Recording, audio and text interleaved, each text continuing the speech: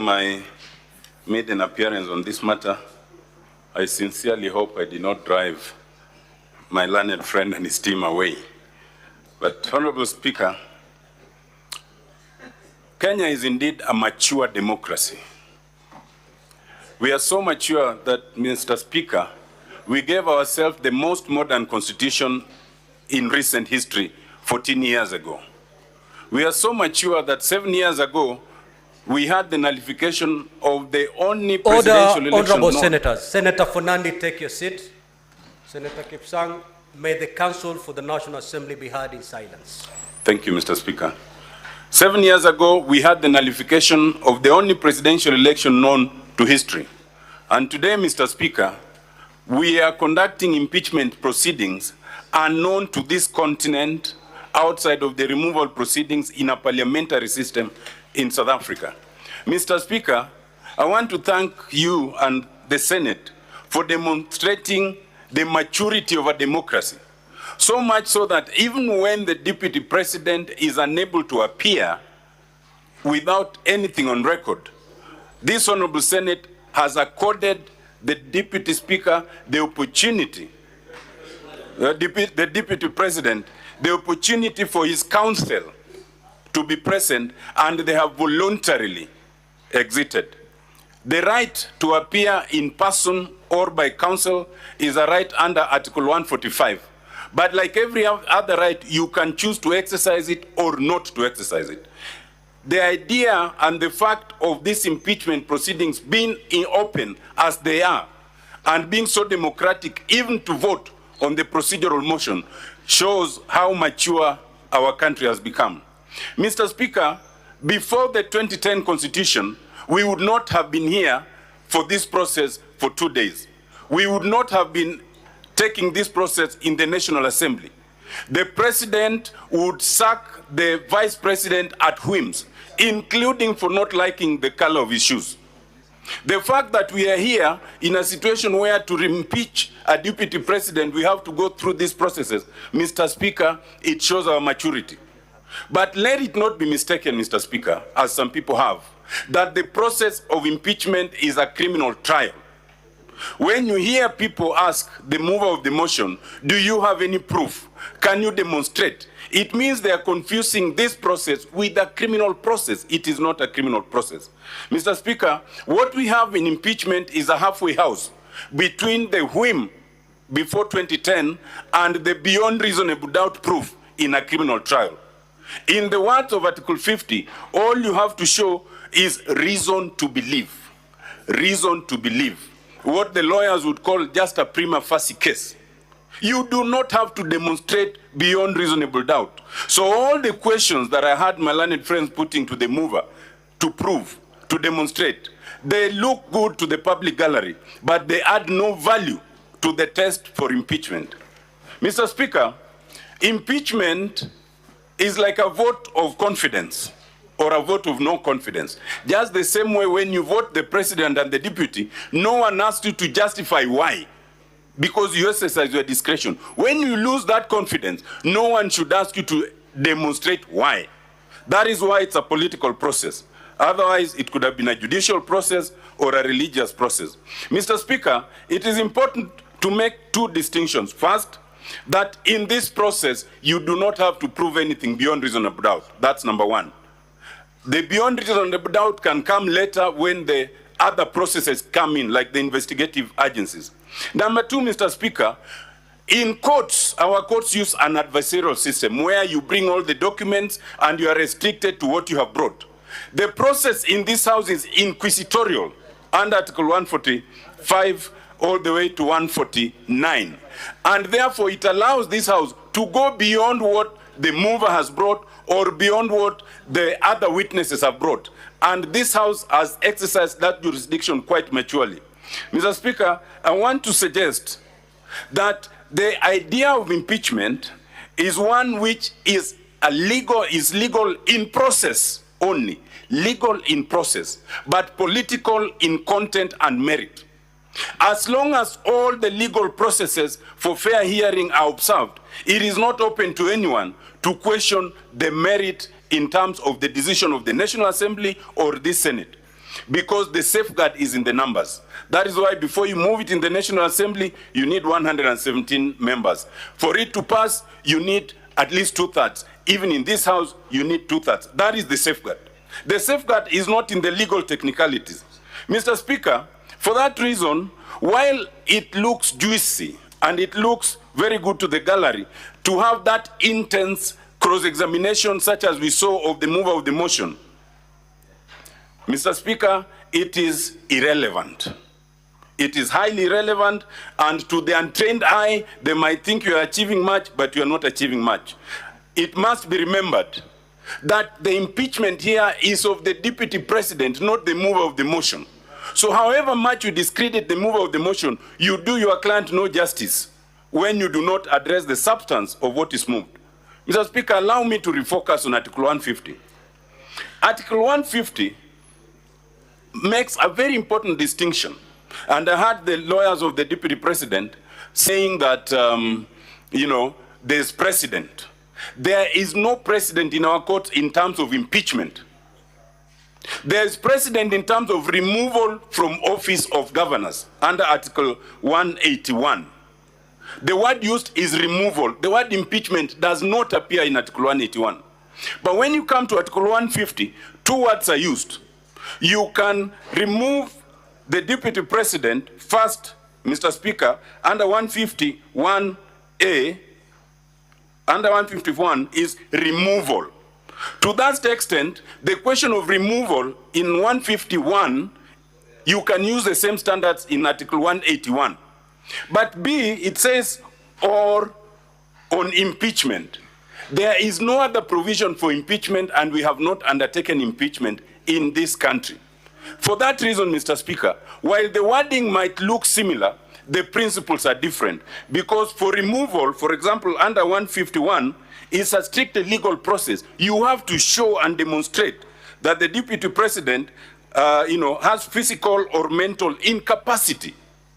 But when it comes to impeachment, it's a different matter. It's more of a political matter.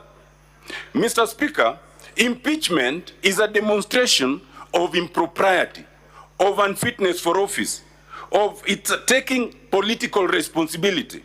Indeed, Mr. Speaker, in a representative democracy, it is the way of unvoting someone you had voted.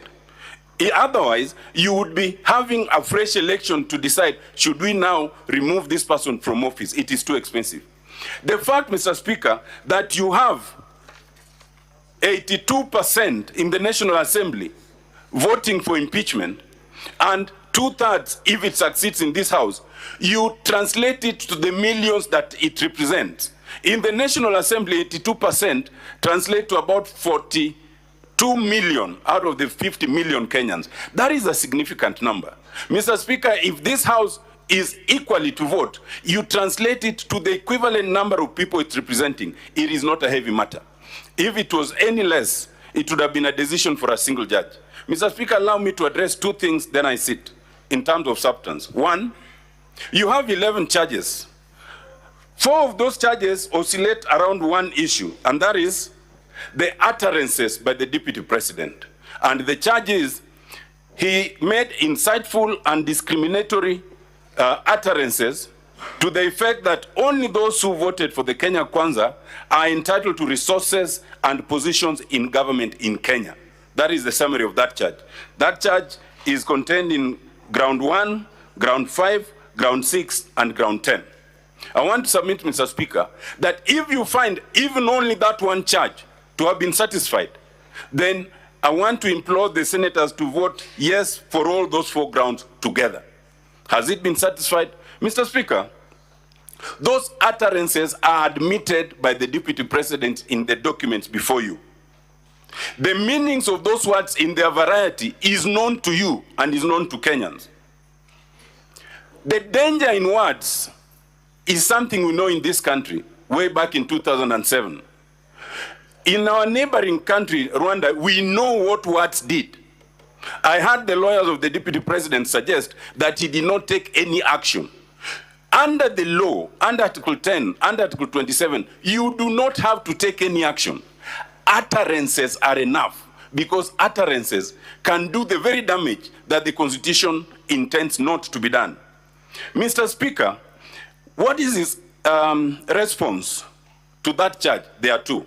The first one is he was exercising free speech.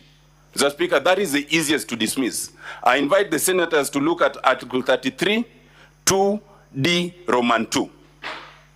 It is express, and it says, freedom of expression cannot include advocacy for discrimination, and that's what he was doing. What's the second defense? That whatever he was saying is contained in the various coalition agreements under the Kenya Kwanza coalition that were filed and signed before election. Mr. Speaker, with tremendous respect, allow me to remind the Deputy President that this is the Republic of Kenya, not the Republic of Kenya Kwanza. Mr. Speaker, for that reason, you cannot elevate agreements under the Kenya Kwanza coalition above the legislation of this country, above the constitution of this country. Section 13 of the NCIC Act is very clear that those utterances are unlawful, in fact criminal. Article 10 and Article 27 of the Constitution are equally clear that you cannot make such utterances. So to come and say that I uttered them because they are contained in a coalition for one particular political coalition is in fact an admission. It is an admission of violation of the Constitution.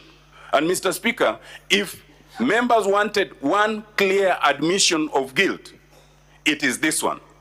It is not denied, the justification cannot stand, and indeed, Mr. Speaker, once one of the senators asked for the justification, and I had the lawyers refer to the Schedule 3 of the Political Parties Act.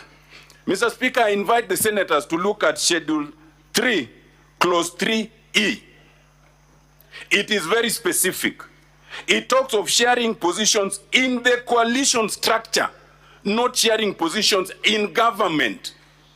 And to try and mislead this august House makes it an aggravation of a wrong. And I invite you, Mr. Speaker, to find that there was a breach of this. And I think the worst of all is we were able to play a clip of the Deputy President after showing what he had uttered, saying that he has no apology. He said he has no apology. The clip was played here. I invite you to look at the 798 pages that he has filed. There is nowhere where he has rendered an apology. So he leaves you in a position where he says, even if he was not impeached, he will continue doing that because in his view, it is justified by the Kenya Kwanza coalition. Mr. Speaker, I invite the honorable senators to find that this ground has been proved and to impeach the Deputy President on ground 1, ground 5, ground 6, and ground 10 for breach of the NCIC Act, Section 13, and breach of Article 10 and 27 of the Constitution. My last point, Mr. Speaker, allegations of corruption. Mr. Speaker, this House has had the various allegations of corruptions. You had the very direct evidence of Dr. Mulwa in terms of KEMSA. You had the very direct evidence of the Deputy CEO of ESCC. You had the various evidence in terms of Olive Garden, Vipingo, Outspan, and many others. But I will not go there. I will let you assess that, and my colleagues will address that. I want to address one fundamental thing. In your bundle, honorable senators, in volume 2A of the exhibits, you will find reference to a particular court decision. This is the decision on page 60 of 123. That is the decision in Asset Recovery Agencies versus Rigathi Gachagua. This decision was referred to, but I just want to take you directly to the finding on page 77. This was a case that the Asset Recovery Agency filed against the Deputy President. And this case was actually finalized 10 days before the last general election. What did the court find? The court found positively and declared that Rigathi Gachagua was found to have been having funds which were proceeds of crime and therefore liable for forfeiture to the state to the extent of 200 million.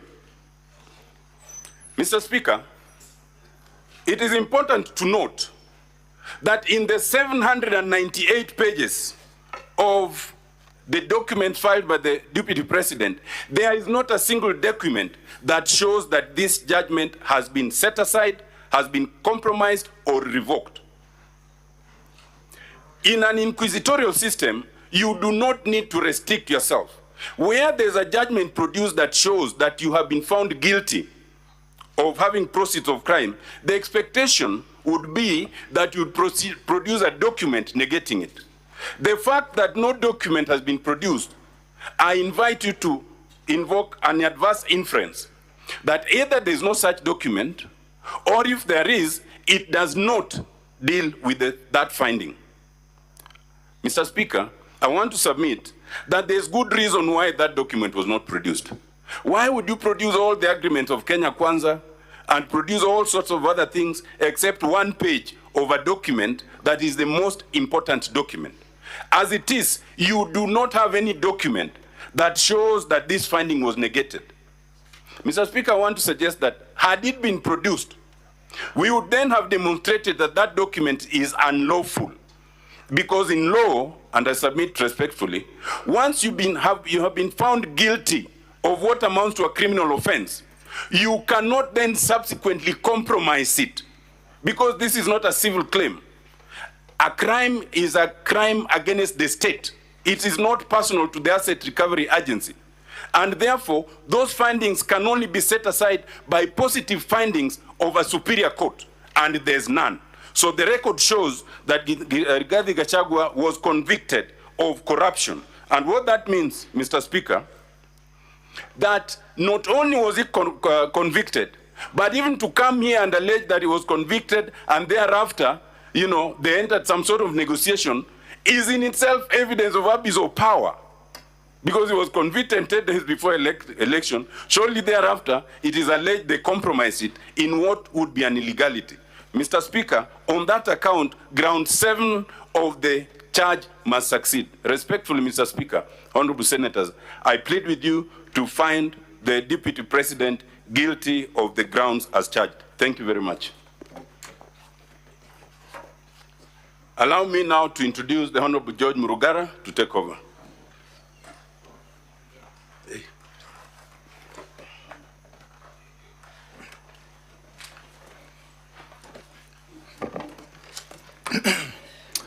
Thank you very much, Mr. Speaker, and